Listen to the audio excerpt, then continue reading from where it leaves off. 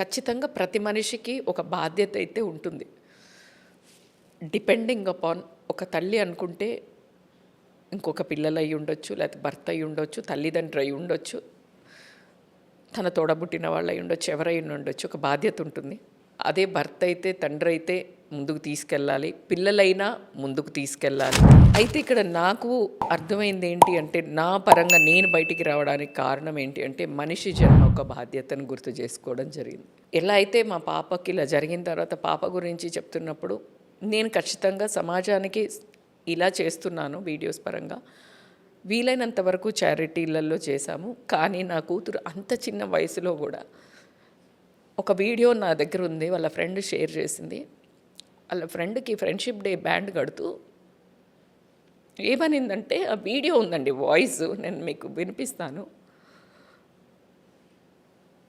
I wish all your negative things come to me, I wish you all the success అని ఏ ప్రాణి చెప్తుంది ఒక్కసారి మీకు వినిపిస్తాను నేను ఇప్పుడు.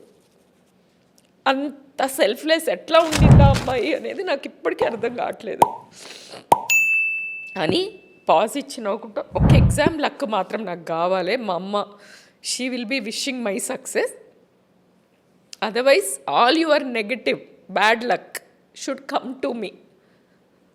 సేమ్ వర్డ్స్ అండి. నీ బాధను నేను క్యారీ చేస్తాను, నీ బాధను నాకు ఇచ్చేసేయి, నువ్వు హ్యాపీగా ఉండు అని కడుతుందండి మా పాపకి.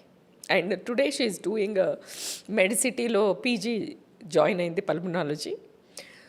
ఆ వీడియో నాకు పంపించినప్పుడు అసలు నా కూతురు నిజంగా చెప్తున్నాను, ప్రౌడ్ మదర్గా ఒక దేవుళ్ళు నా దగ్గర పంపిస్తే నేను మోసి ఇన్ని రోజులు నేను దేవకి అనుకున్నా, అంటే ఒక పిల్లని కన్ని పెంచాను అనుకున్నాను. కానీ కాదు, యశోదనేమో ఆ అమ్మాయిని నేను కృష్ణుడుగా తయారు చేశాను. చిన్నప్పుడు రాధాకృష్ణులు వేశాను మా పాపల ఫోటో.